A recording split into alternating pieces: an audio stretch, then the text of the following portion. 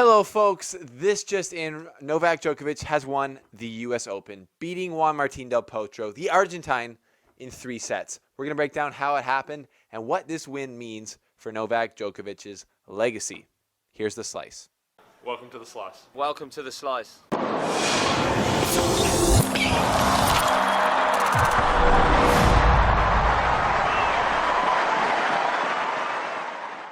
Wow, folks, that was an unbelievable performance by Novak Djokovic. The Joker wins his 14th Grand Slam in dominant fashion, honestly, against Del Potro. We're going to break this match down, but if you're new here, welcome, and thank you for subscribing. Hit that button down below. Also, if you could support the slice on Patreon, give $1 or $2 there a month to support independent journalism, I would appreciate that greatly. But today was a perfect example of why Novak Djokovic has dominated the tour for much of the last 18 years.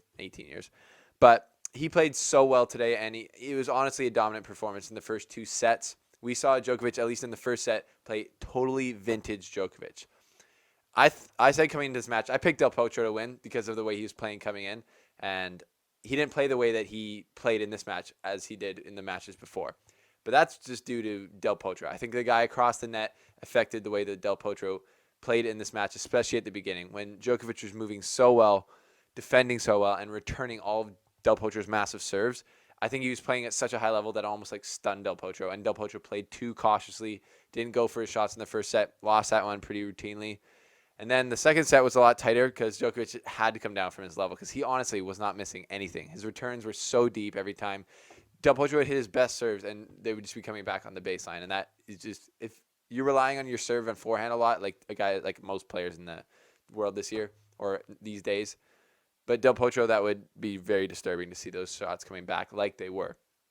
Djokovic's level dropped a little bit. Del Potro picked it up, tight second set, but Djokovic just stepped up in those big moments at the end of the tiebreaker and just pulled that one out. And then once the second set was over and it's a 2-set-to-love lead, Del Potro's not coming back, and we kind of everyone knew that. He had a little bit of fight left in him in the third set, and he had a valiant effort all match long. I never saw him give up, but today on the day, Novak Djokovic was too good. He was moving insanely well. He was returning insanely well, and he was just mentally locked in. Like the commentators were saying, throughout the summer, he's been pretty agitated in a lot of his matches, but then he's been like eerily calm in these finals, like against Federer in Cincinnati, and now against Del Potro in the final of the U.S. Open. So absolutely unbelievable by Novak Djokovic, and there's just not enough to say about this guy. This cat has come back from one of the worst starts of this year. Like he looked terrible before. He looked bad at the Australian Open, but then he looked bad at Indian Wells, Miami, the beginning of the clay court season. And he ends up losing to Marco Cecchinato in the French Open. We're like, where's this guy at? But then he just comes back on the grass court season and wins Wimbledon, then wins Cincinnati after losing to Tsitsipas in Montreal or Toronto. And then he comes back and wins the U.S. Open. So he's won 2 majors and a Masters 1000 this summer out of nowhere. And that makes his comeback in 2018 just right up there with any comeback I've ever seen, including Roger Federer's comeback in 2017. Not quite there because Roger Federer is 36 when it happened. And coming off a massive, not as big of an injury actually, but he's a lot older and it was just, I think, crazier. But Djokovic's comeback is one of the most remarkable things I've ever seen.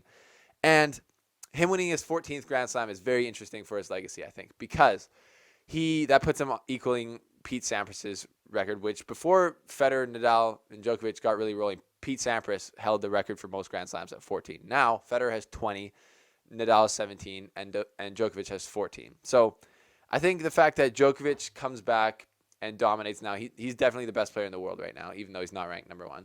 But in the last year and a half since the beginning of 2017, we've seen Federer dominate the tour at certain times, Nadal dominate the tour at certain times, and now Djokovic has come back and dominated the tour. Nobody else has really stepped up in their absence, and once they've come back to form, they're still the best players on the planet.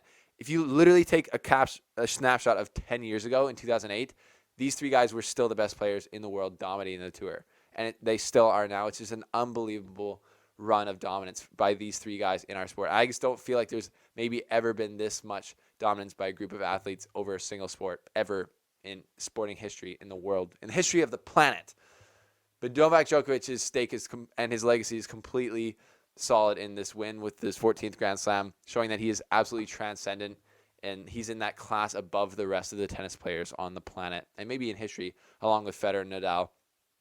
And he's only about 31, 32. I'm not sure. Do you guys know exactly how old he is? But he's still got a lot of juice left in him, more than probably Nadal and Federer do. So very scary to see where his level can get at. And 2019 is going to be the year of who can stop Novak Djokovic, I think. But as for today, he was too good today for Del Potro.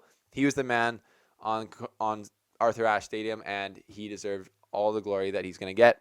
And what do you think Novak Djokovic can do now? Who's going to stop him? How far do you think he can go? How many majors do you think he can win? Let me know. As always, I appreciate your feedback. And thank you for staying tuned for the U.S. Open coverage from The Slice. We are signing out here, and we are excited for the rest of the season. So stay tuned to The Slice for more updates on everything that's coming ahead. Thanks for watching, folks. Click here to watch my interview with Thanasi Kokkinakis, where we talk about him beating Roger Federer, what that was like, and if he would beat Nick Kyrgios in a game of one-on-one basketball.